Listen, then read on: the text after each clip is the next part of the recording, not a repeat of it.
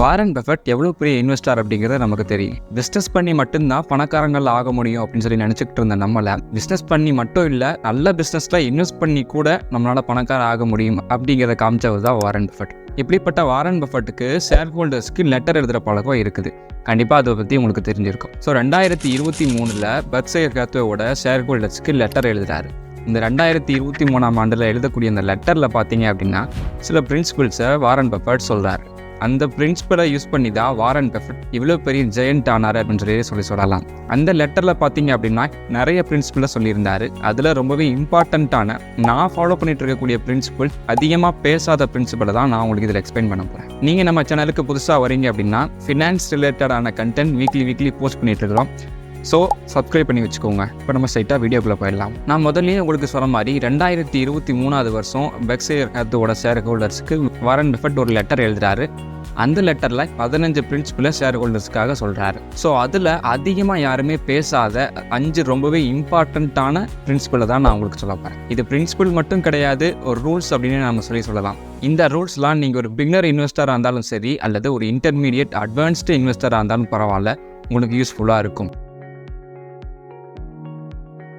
அதில் முதல்ல என்ன பிரின்சிபல் சொல்கிறார் அப்படின்னா சர்க்கிள் ஆஃப் காம்பிட்டன்ஸ் அப்படிங்கிற ஒரு பிரின்சிபலை சொல்கிறார். இந்த சர்க்கிள் ஆஃப் காம்பிட்டன்ஸ் அப்படிங்கிற பிரின்சிபலை 2023 தான் வாரன் பஃபெட் யூஸ் பண்ணுறாரா, இப்போ தான் அதை ஃபாலோ பண்ணுறாரா அப்படின்னு சொல்லி கேட்டிங்கன்னா கிடையாது.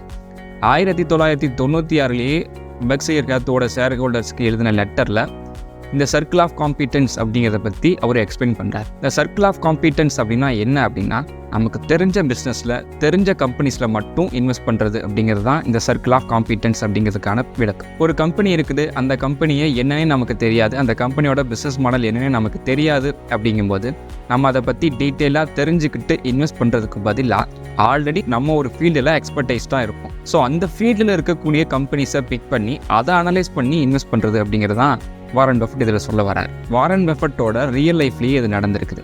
அதாவது 1900 2000 இந்த காலகட்டத்தில் பார்த்தீங்க அப்படின்னா .com பபுள் அப்படிங்கிற ஒரு பபுள் உருவாச்சு. அப்படின்னா என்ன அப்படின்னு சொல்லி நம்ம பார்க்கும்போது, அதாவது டெக் ரிலேட்டடான கம்பெனிஸ் தான் அடுத்து பெரிய இண்டஸ்ட்ரியாக வளரப்போகுது. .comனு எந்தெந்த கம்பெனிஸ்லாம் வச்சுருக்கிறாங்களோ அந்த கம்பெனிஸ்லாம் நிறைய இன்வெஸ்டர்ஸ் அந்த கம்பெனிஸ் மேலே காசை போட்டு நிறைய ஸ்டாக்ஸை வாங்கி குவிக்க ஆரம்பித்தாங்க அந்த காலகட்டத்தில். ஆனால் வாரன் பஃபெட் மட்டும் பார்த்தீங்க அப்படின்னா அந்த மாதிரியான எந்த ஒரு டெக் கம்பெனிஸ்லுமே இன்வெஸ்ட் பண்ணலை. இப்படி இன்வெஸ்ட் பண்ணாததுனால வாரன் பஃபெட்டை நிறைய பேர் கலாய்க்க ஆரம்பிச்சிட்டாங்க. அவர் ரொம்ப அவுட்டேட்டடான ஆள் அப்படின்னு சொல்லி அப்பறதே பேச ஆரம்பிச்சிட்டாங்க. பட் வாரன் பஃபெட் 1996 இந்த சர்க்கிள் ஆஃப் காம்பிட்டன்ஸ் அப்படிங்கிற இந்த பிரின்சிபலை பற்றி எக்ஸ்பிளைன் பண்ணுறார். அதுக்கப்புறமா சில நாட்கள்லேயே பார்த்தீங்க அப்படின்னா என்ன ஆச்சு அப்படிங்கிறது நமக்கே தெரியும். நிறைய பேர் இன்வெஸ்ட் பண்ணி வச்சிருந்த நிறைய கம்பெனிஸ்லாம் பார்த்தீங்க அப்படின்னா அது ஒரு பெரிய லாஸில் தான் போய் முடிஞ்சிச்சு. அதனால தான் .com பபுள் அப்படின்னு நம்ம சொல்லுவாங்க. ஸோ வாரன் பஃபெட் பார்த்தீங்க அப்படின்னா இந்த பிரின்சிபலை யூஸ் பண்ணி பல $பில்லியன் சேவ் பண்ணியிருக்கிறார் அப்படின்னு நம்ம சொல்லலாம். ரெண்டாவதாக என்ன பிரின்சிபலை சொல்கிறார் அப்படின்னா think like a business man அப்படிங்கிற ஒரு பிரின்சிபலை சொல்கிறார். அதாவது என்ன அப்படின்னா, ஒரு ஸ்டாக்கை நம்ம பர்ச்சேஸ் பண்ணுறோம் அப்படின்னா அந்த ஸ்டாக் க்ரோ ஆகுறத நம்ம பிஸ்னஸ் எப்படி க்ரோ ஆகுமோ அது கூட கம்பேர் பண்ணி பார்க்கணும் அப்படின்னு சொல்லி அவர் எக்ஸ்பிளைன் பண்ணுறாரு. எக்ஸாம்பிளுக்கு பார்த்தீங்க அப்படின்னா, நம்ம ஒரு ஸ்டாக்கை பர்ச்சேஸ் பண்ண உடனே அடுத்த 10 நாள்லேயோ அல்லது 10 வாரத்துலேயோ அந்த ஸ்டாக் அதிக ரிட்டர்ன்ஸை கொடுக்கணும் அப்படின்னு சொல்லிட்டு நம்ம எக்ஸ்பெக்ட் பண்ணுவோம். ஆனால் உண்மையாகவே ஒரு பிஸ்னஸ் பார்த்தீங்க அப்படின்னா ஒரு நல்ல பிஸ்னஸ் நல்ல க்ரோ ஆகிறதுக்கு கிட்டத்தட்ட 10 வருஷம் கூட ஆகலாம். ஸோ இதை தான் இந்த இடத்துல வாரன் பஃபெட் சொல்கிறாரு.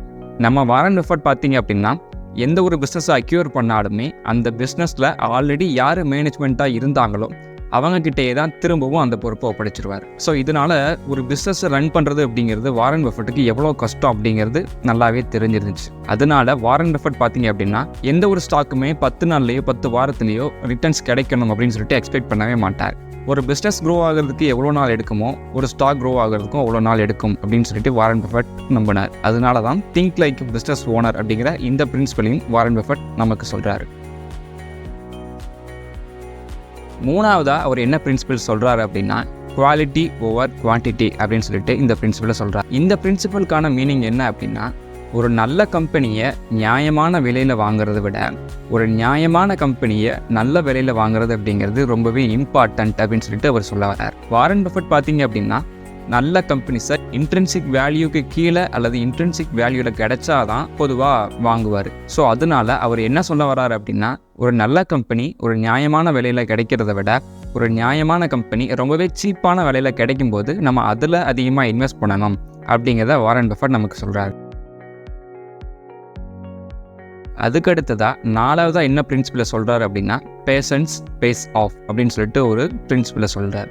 இந்த பிரின்சிபல் ஒரு ஸ்டாக்கை லாங் டேர்மில் ஹோல்ட் பண்ணணும் அப்படிங்கிறத எக்ஸ்பிளைன் பண்ணுது. வாரன் பஃபெட் அடிக்கடி ஒரு கோட்டை சொல்லுவார். அதாவது என்ன அப்படின்னா, அடுத்த 10 வருஷத்துக்கு ஸ்டாக் மார்க்கெட்டே ஒர்க் ஆகலைன்னா கூட பரவாயில்ல, நான் இன்வெஸ்ட் பண்ணி வச்சிருக்கிற கம்பெனிஸ் வளர்ந்தால் மட்டும் போதும் அப்படின்னு சொல்லிட்டு ஒரு கோட்டை சொல்லுவார். இதில் என்ன சொல்ல வராரு அப்படின்னா, அடுத்த 10 வருஷத்துக்கு கூட அந்த கம்பெனியை நான் ஹோல்டு பண்ணுறேன், எனக்கு 10 வருஷத்துக்கு அப்புறமா அந்த கம்பெனி வளர்ந்தால் கூட போதும் அப்படின்னு சொல்லிட்டு சொல்லுவார். இதிலிருந்து நீங்கள் புரிஞ்சிக்க வேண்டியது என்ன அப்படின்னா, ஒரு கம்பெனியை வாங்குறீங்க அப்படின்னா அதை லாங் டேர்முக்கு எவ்வளோ நாள் ஹோல்ட் பண்ண முடியுமோ அவ்வளோ நாள் ஹோல்டு பண்ணுங்க அப்படிங்கிறது தான் ஒரு சொல்ல வரார். 5வது பிரின்சிபல் என்னன்னு சொல்லி பார்த்தீங்கன்னா diversification can be over rated அப்படின்னு சொல்லிட்டு ஒரு பிரின்சிபலை சொல்கிறார். எல்லாருமே டைவர்சிஃபிகேஷன் அப்படிங்கிறது ரொம்பவே இம்பார்ட்டன்ட் அப்படின்னு சொல்லி தான் நம்ம கேள்விப்பட்டிருக்கோம். ஆனால் வாரன் பஃபெட் மட்டும் இதுக்கு கொஞ்சம் எகென்ஸ்டாக இருக்கிறார். வாரன் பஃபெட் என்ன சொல்ல வரார் அப்படின்னா, நீங்கள் என்ன பண்ணுறீங்க அப்படிங்கிறது உங்களுக்கே புரியலை அப்படின்னா தான் டைவர்சிஃபிகேஷன் அப்படிங்கிறது இம்பார்ட்டன்ட் அப்படின்னு சொல்ல வரார். அதாவது என்ன அப்படின்னா, நல்ல கம்பெனிஸை அனலைஸ் பண்ணி நல்ல கம்பெனிஸில் இன்வெஸ்ட் பண்ணுறீங்களா இல்லை கெட்ட கம்பெனிஸில் இன்வெஸ்ட் பண்ணுறீங்களா அப்படிங்கிறது உங்களுக்கே தெரியலை அப்படிங்கும்போது தான் நீங்கள் டைவர்சிஃபிகேஷன் அப்படிங்கிறது பக்கம் போகணும் அப்படின்னு சொல்ல வரார். ஸோ நீங்கள் இன்வெஸ்ட் பண்ணுற கம்பெனிஸில் உங்களுக்கு நல்ல கான்ஃபிடென்ஸ் இருந்துச்சு அப்படின்னா நீங்கள் டைவர்சிஃபிகேஷன் பண்ணுறதுக்கான தேவையே வராது அப்படின்னு சொல்ல வரார். ஒரு சில பேர் 50-60 கம்பெனிஸ் எல்லாம் டைவர்சிஃபிகேஷன் அப்படிங்கிறது பேரில் நிறையவே இன்வெஸ்ட் பண்ணி வச்சுருப்பாங்க. அந்த மாதிரி ஆளுங்களுக்காக தான் இந்த பிரின்சிபலை அவர் சொல்கிறார். 50க்கு மேலே கம்பெனிஸில் இன்வெஸ்ட் பண்ணீங்க அப்படின்னா அந்த 50ல் ஒரு கம்பெனி க்ரோ ஆனாலும் அதில் நமக்கு கிடைக்கிற ரிட்டர்ன்ஸ் அப்படிங்கிறது ரொம்பவே கம்மியாக தான் இருக்கும். 50க்குள்ள கம்பெனிஸில் மட்டும் நீங்கள் நிறைய இன்வெஸ்ட் பண்ணி வச்சுருக்கிறீங்க அப்படின்னா, நல்ல கம்பெனிஸில் நிறைய இன்வெஸ்ட் பண்ணி வச்சுருக்கிறீங்க அப்படின்னா அதில் ஒரு கம்பெனி க்ரோ ஆகும்போது நம்மளுடைய ப்ராஃபிட் அப்படிங்கிறதும் க்ரோ ஆகும். ஸோ இதை தான் diversification can be over rated அப்படிங்கிற பிரின்சிபலில் சொல்ல வராரு. ஸோ இந்த 5 பிரின்சிபலுமே எனக்கு ரொம்ப பிடிச்சிருந்துச்சு, நான் ஃபாலோ பண்ணிட்டு இருக்கக்கூடிய பிரின்சிபல்.